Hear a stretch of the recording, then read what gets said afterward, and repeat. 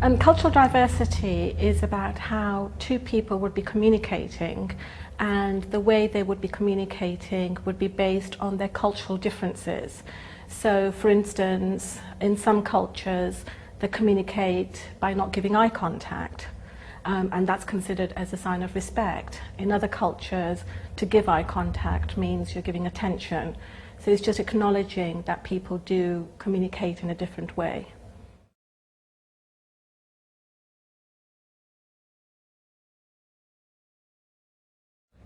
Cultural diversity covers a number of differences. So when we're talking about differences in relation to behaviour, attitude, differences in relation to values, to beliefs, gender differences, status differences. So there are a number of differences that would then come under the umbrella of cultural diversity.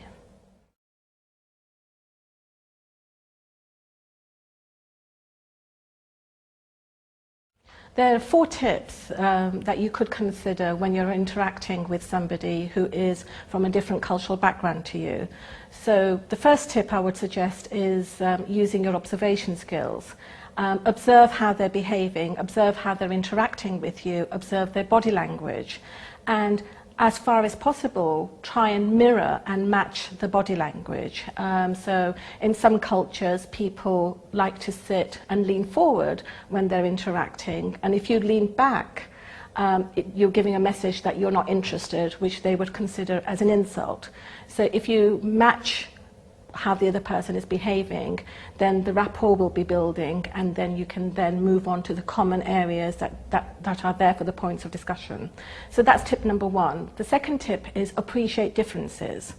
Some cultures do behave very, very differently, which in other cultures would be considered as derogatory or insulting.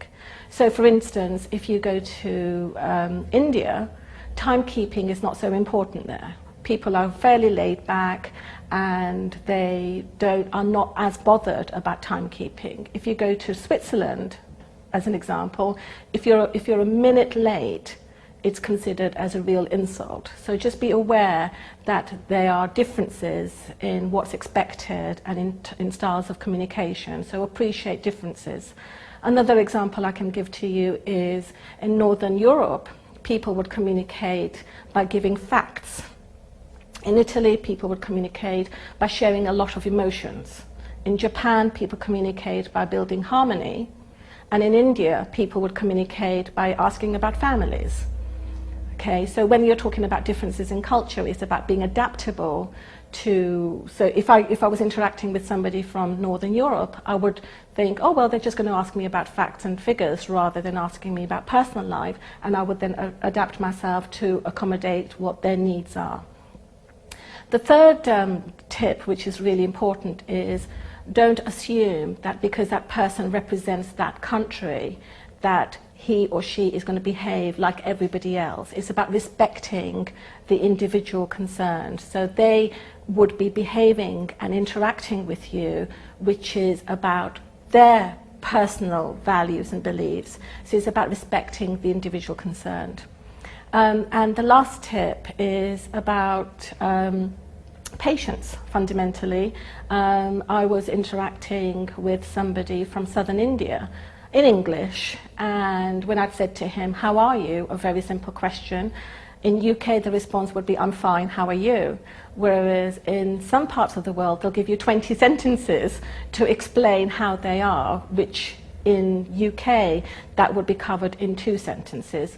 So cultural diversity is also about being patient, that their style of communicating may take longer than what you're used to, and it's just about persevering through those patience.